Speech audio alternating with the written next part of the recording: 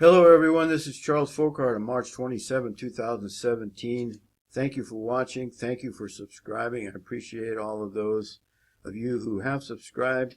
I appreciate those of you who have supported this channel.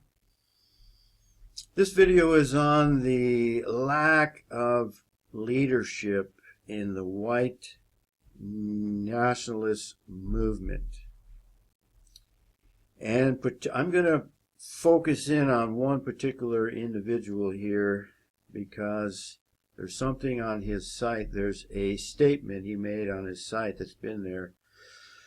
And I've been wanting to comment on it for quite a while, and I just haven't got around to it, but it seems like today's the day.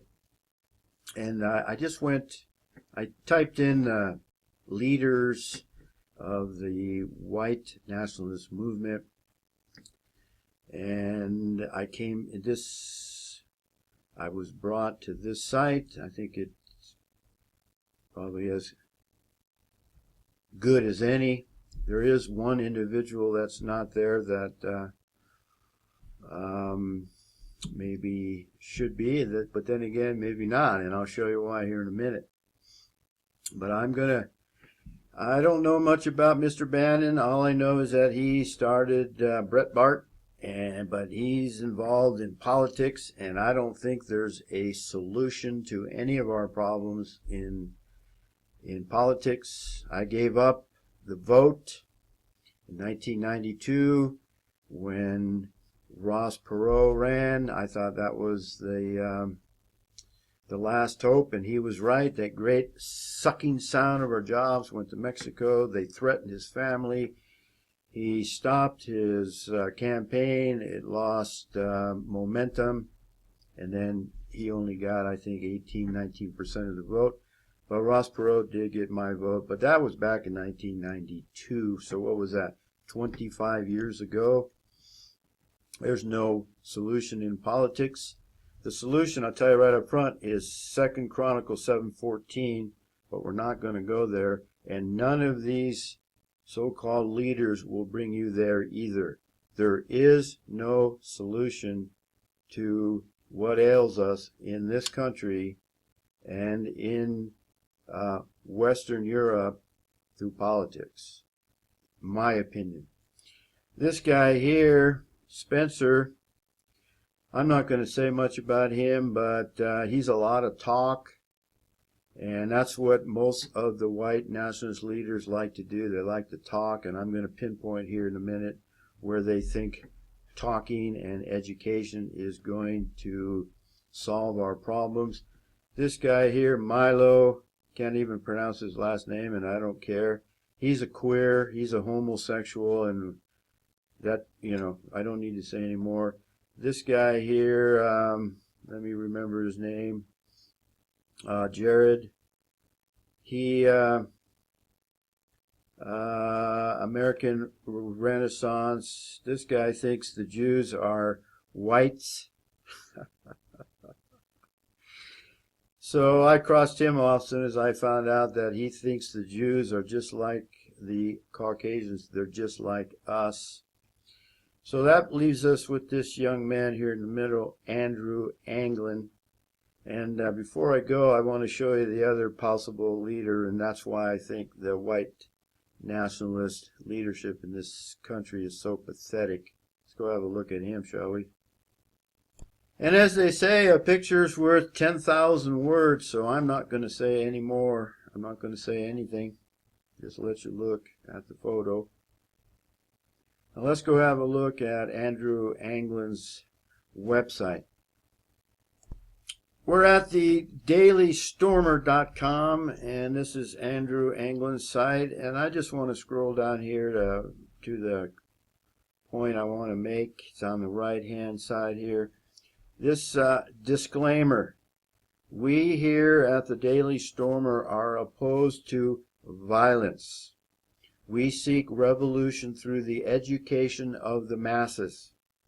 When the information is available to the people, systemic change will be inevitable and unavoidable. Anyone suggesting or promoting violence in the comment section will be immediately banned permanently. Well, Mr. Anglin, I and a bunch of other men in history, much more famous than I am, are going to disagree with you. If you think that the solution to what's coming and what's already here in this country is through the education of the masses, you are completely wrong in your view. You have absolutely no understanding of history, obviously, and if you think that all that needs to be done is to make information available to the people, and that systematic change will be inevitable and unavoidable, you're forgetting the opposition. If you think that our enemy is just going to lay down when the masses, and first of all, you assume the masses are going to get it. The masses don't give a shit, Andrew. The masses care about PBR, Budweiser, the basketball games in the spring, the football games in the fall, the baseball games in the summer. They care about their jet skis, their snowmobiles, their toys, their SUVs. The older people care about their RVs. They care about playing golf. They don't care about what's going on in the country. And that's the biggest problem, is that most people don't care. What I hate is most folks don't seem to care at all. So now we're only talking about a very small amount of people that are going to make a change, if a change is going to happen.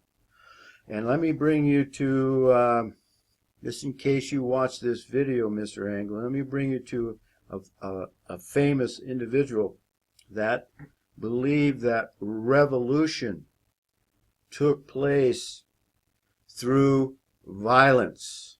Just in case you haven't refreshed your memory, or maybe you never even learned this, let's go have a look at Thomas Jefferson. Mr. Jefferson said, "It is always better to have no ideas than false ones, to believe nothing than to believe what is wrong."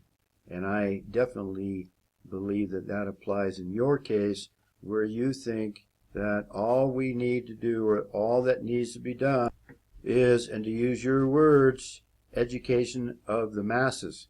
When information is available to the people, systemic change will be inevitable and unavoidable. Mr. Andrew Anglin, that is a wrong idea. You should drop it. One more time, Mr. Anglin. It's always better to have no ideas than false ones. Now, if revolution were possible without violence, then we wouldn't need the Second Amendment, would we? We have the First Amendment, free speech, which is being attacked and eroded. Books are being banned. My book was removed from both Lulu and Amazon.com. We're being censored. Our voice is not being heard in many areas, the Holocaust, etc. And that's the First Amendment. But we need the Second Amendment to back up the First Amendment. If we don't have the Second Amendment, Mr. Andrew Anglin, we're not going to have the First Amendment. A well-regulated militia being necessary to the security of a free state, the right of the people to keep and bear arms shall not be infringed. Now, why do you think Thomas Jefferson and James Madison and the rest of the founding fathers put the Second Amendment there, if your idea is correct, that all we need to do is educate the masses, and then systemic change will be inevitable and unavoidable? You're forgetting those who control our government and those who control our country. You can talk all you want, Mr. Anglin. You can talk all you want because talk is cheap. They don't care. They only pretend to care that what you say, and you're talking. And they love it that you've taken the option of revolution through violent means off of the table while they send a drone to kill people. You're forgetting that, or maybe you don't even know, I don't know, but over 100 people have been killed or have died that were connected to the Clintons. And they just did an autopsy, in case you haven't caught on to this, they just did an autopsy on Vincent Foster, and he was shot in the back of the head by words. Yeah, they actually educated him. No, Andrew, they shot him twice in the back of the head and called it suicide.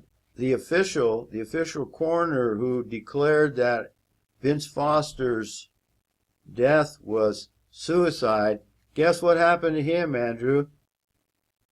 One guess, Andrew. He was killed a few months later, and the police officers investigating the death of Vince Foster, they left the country. Now, I asked you why. Were they afraid that they were going to get spoken to by those who control our country? I can't believe that this is what you think. It's just almost unbelievable that we've got people, leaders in our country that think that things are going to get better or things are going to change or we're going to be able to fight tyranny with educating of the masses. It's just absurd. Here's another quote, Mr. Andrew Anglin, that you should refresh your memory with if you haven't already heard it.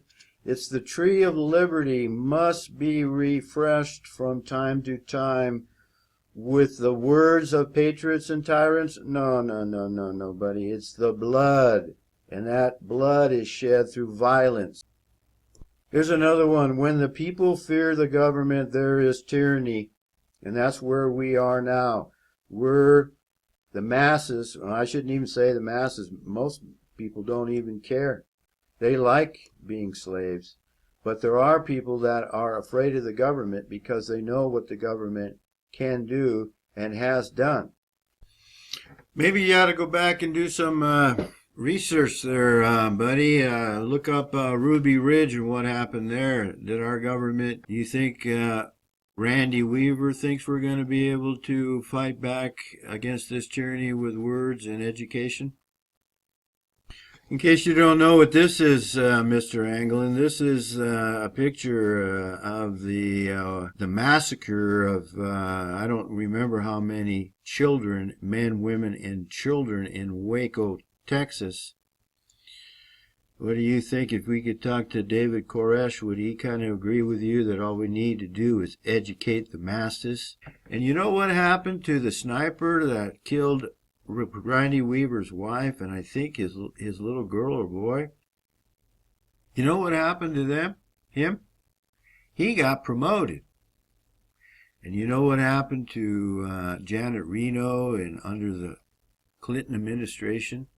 When this happened, they were so concerned about the children. Here they went in and they murdered. This is the Holocaust here. Look at that.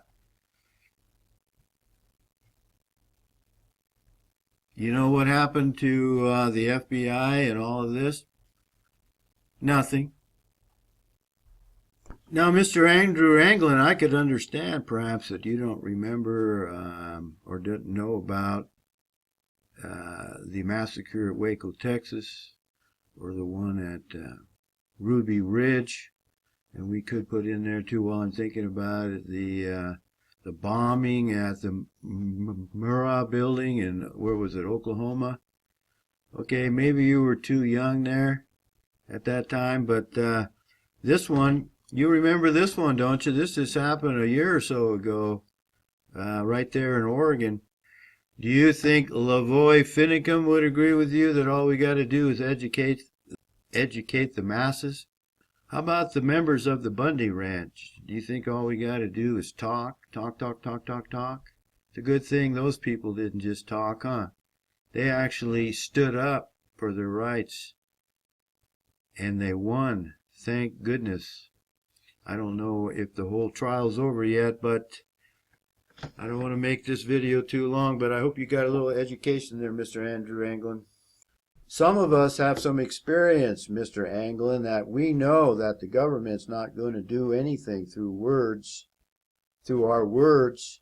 It's when the government fears the people, there is liberty.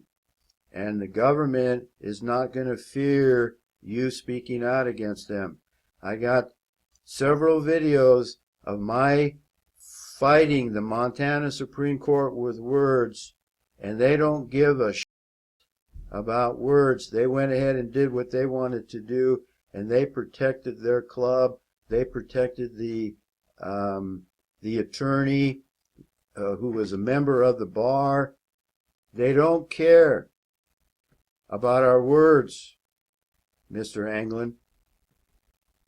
You might want to refresh your history, your knowledge of history a bit. I've been to the museum in Cambodia where millions of Cambodians were killed by the Khmer Rouge. And there, you might want to refresh your memory on the Holodomor that happened in the Ukraine, where millions of Ukrainians were murdered, killed through various means. You might want to go back and learn about World War I and World War II, where Woodrow Wilson was blackmailed by the Jew Brandes and others, and that's why the United States went to war against Germany in 1914, 1915 through 1917, and millions of men, white German men, were killed, and others. And then you might want to study up on what happened during World War II, where the Jew FDR got us involved, got the United States involved in a war against Germany, even though we were attacked, quote, by Japan, which may very likely have been a false flag attack, but I digress. It seems to me, Mr. Anglin, you don't know very much about history, and if you do, you haven't learned a damn thing. You're not going to change. You're not going to overcome the tyranny that we see and we're experiencing in our country today with words. It's going to come down to the Second Amendment and men picking up arms. And it sounds like you're not going to be one of those men that picks up an arm, a weapon, to protect themselves against the tyranny in government. And one last little bit of history here, Mr. Anglin. This is, in case you don't know it, this is a depiction of the battle at Lexington Concord. The revolutionists, the Revolutionary Army, the Americans, the patriots, like Jefferson and Madison and Adams and Revere and many, many others, they're not firing words at the British. Those are muskets. Those are weapons. People are getting killed. Men are getting killed. And there's blood being shed. And it's violent. I don't know where you get the idea that we're going to be able to overcome the tyranny of our government and those who control. And you know very well the particular group of people that we're talking about who have no compunction whatsoever to use violence, and they laugh about it, how they go in and kill 500,000 Iraqis.